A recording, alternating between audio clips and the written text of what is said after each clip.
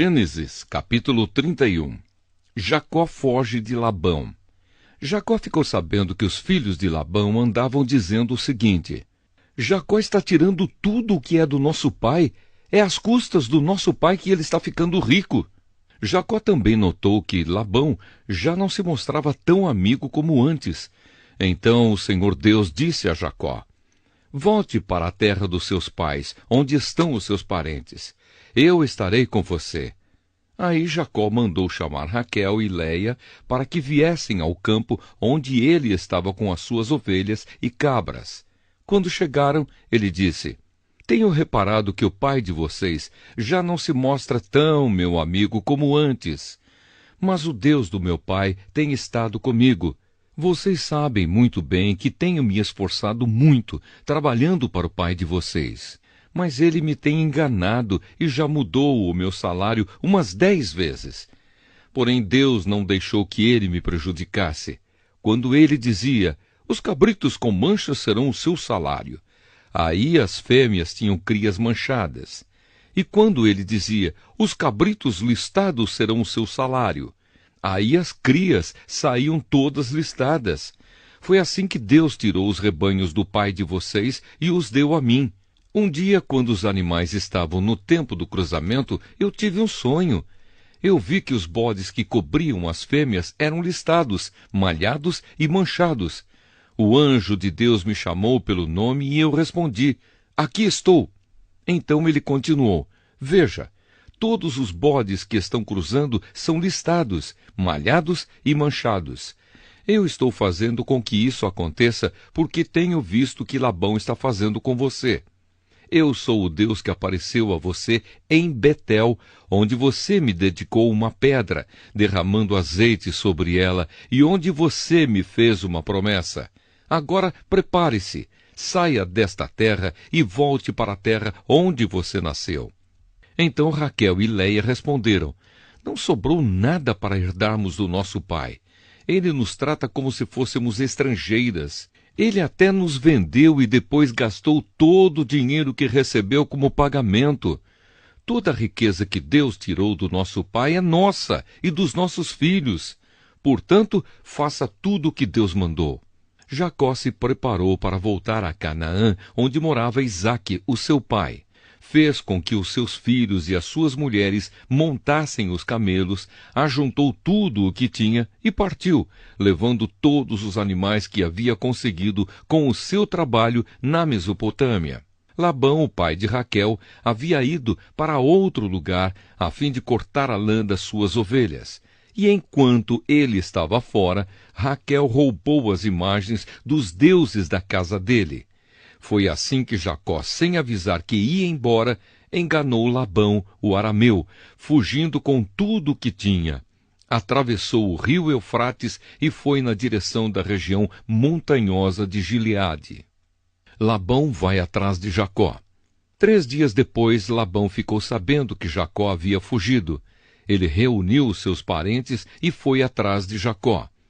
7 dias depois, Labão alcançou Jacó na região montanhosa de Gileade.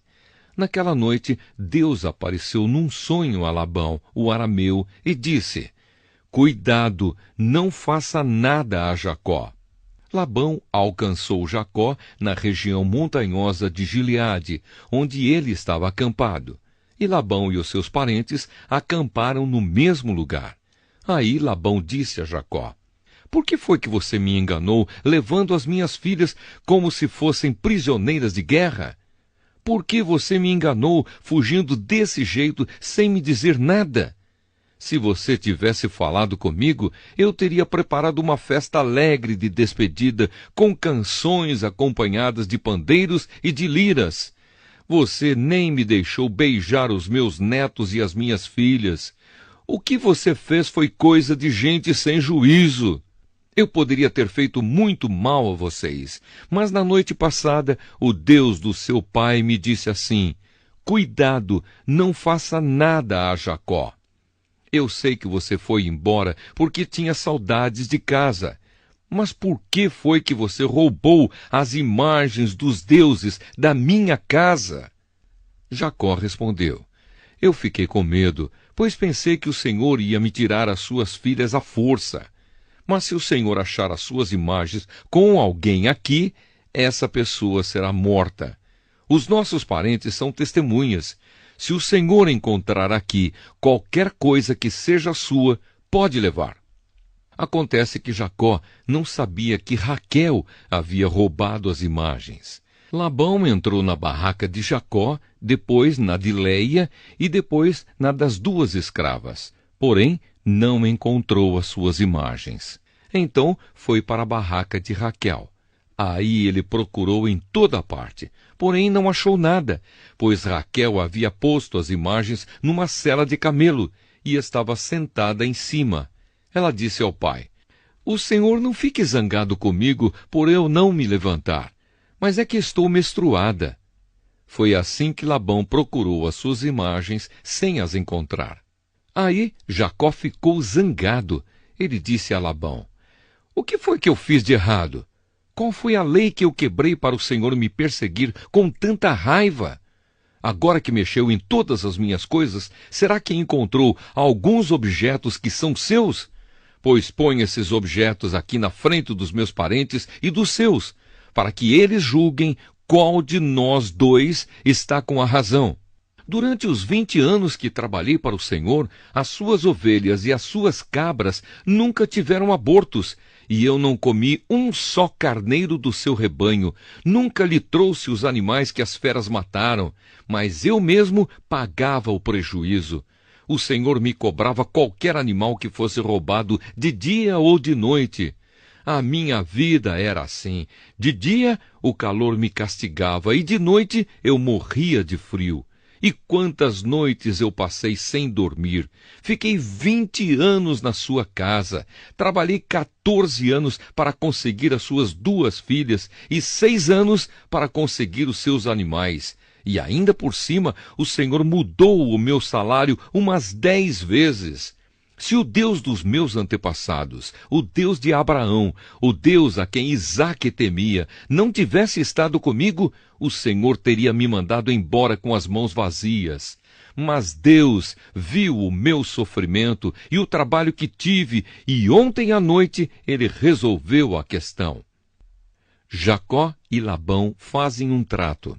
Labão respondeu a Jacó assim: "Estas filhas são minhas, os netos são meus, estes animais são meus, e tudo o que você está vendo é meu.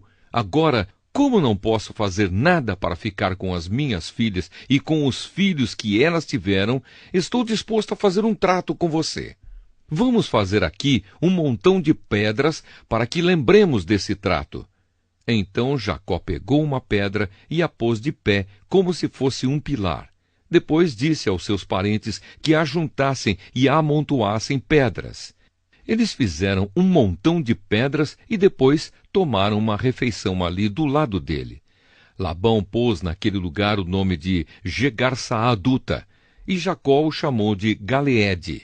Depois Labão disse: "Este montão de pedras servirá para que nós dois lembremos desse trato." Foi por isso que aquele lugar recebeu o nome de Galeede, e também teve o nome de Mispa, porque Labão disse: "Que o Senhor Deus fique nos vigiando quando estivermos separados um do outro. Se você maltratar as minhas filhas, ou se você casar com outras mulheres, mesmo que eu não saiba o que está acontecendo, lembre que Deus está nos vigiando. Aqui estão as pedras e o pilar que coloquei entre nós dois. O montão de pedras e o pilar são para lembrarmos desse trato. Eu nunca passarei para lá deste pilar para atacá-lo, e você não passará para cá deste montão de pedras e deste pilar para me atacar. O Deus de Abraão e o Deus de Naor será juiz entre nós."